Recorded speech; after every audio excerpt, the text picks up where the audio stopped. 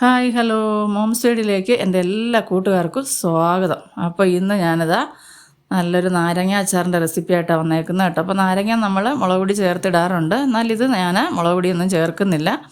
വെളുത്ത നാരങ്ങ അച്ചാറില്ലേ, നമ്മൾ നല്ല കാന്താരിയൊക്കെ ചേർത്തിടുന്ന ഒരു നാരങ്ങ അച്ചാർ.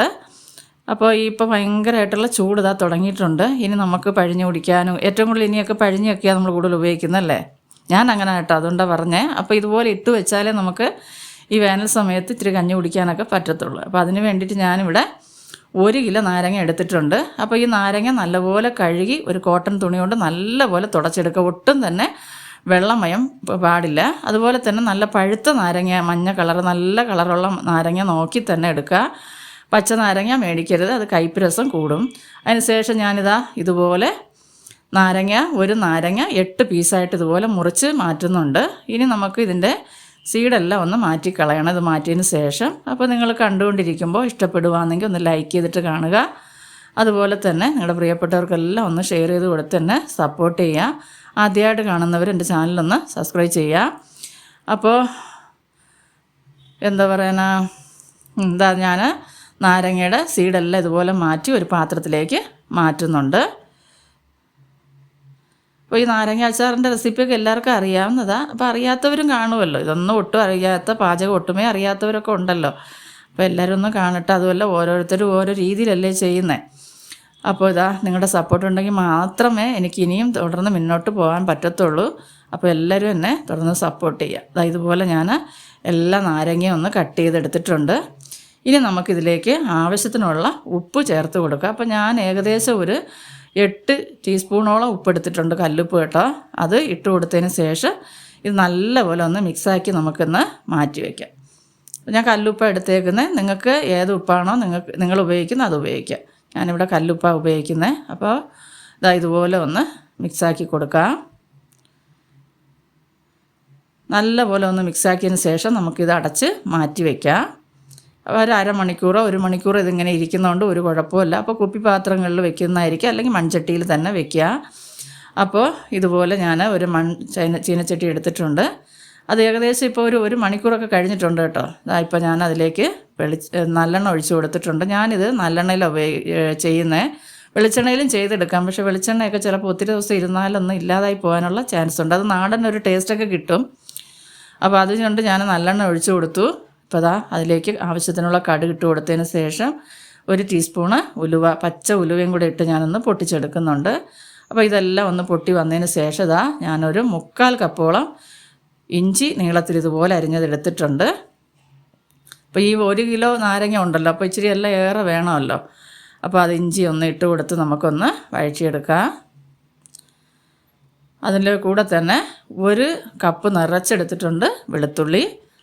അപ്പോൾ അതും കൂടെ ഇട്ട് കൊടുക്കുക. ഇതെല്ലാം ഒന്ന് വഴറ്റി കൊടുക്കുക. അപ്പോൾ ഇനി ഇതിലേക്ക് നമുക്ക് പച്ചമുളക് വേണമെങ്കിൽ പച്ചമുളക് ചേർത്ത് കൊടുക്കുക. പക്ഷേ ഞാനിപ്പോൾ പച്ചമുളകല്ല ചേർക്കുന്നത്, എനിക്ക് കാന്താരി കിട്ടിയിട്ടുണ്ട്.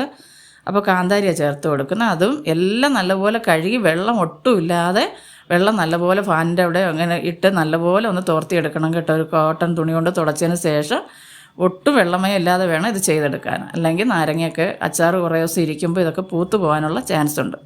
നമ്മളിങ്ങനെ ശ്രദ്ധിച്ച് ചെയ്യുകയാണെങ്കിൽ മാസങ്ങളോളം അല്ല വർഷങ്ങളോളം വേണമെങ്കിൽ ഇത് സൂക്ഷിക്കാൻ പറ്റും.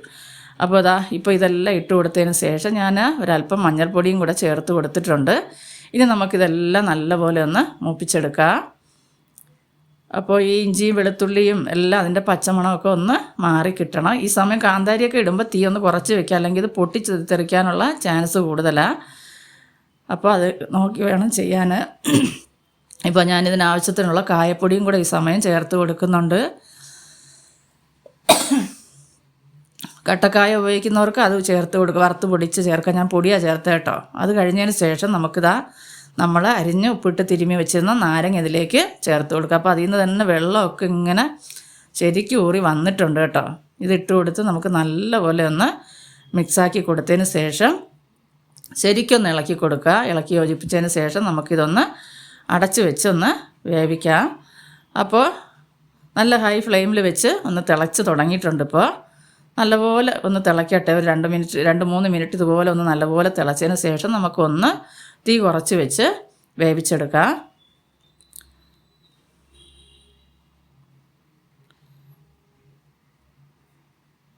അപ്പോൾ ഇതുപോലെ ഒന്ന് അടച്ചു വെച്ച് നല്ലപോലെ ഒന്ന് നമുക്ക് വേവിച്ചെടുക്കണം. ഒരു 5-6 മിനിറ്റെങ്കിലും നാരങ്ങ ഒന്ന് തിളപ്പിച്ച് വേവിക്കണം കേട്ടോ.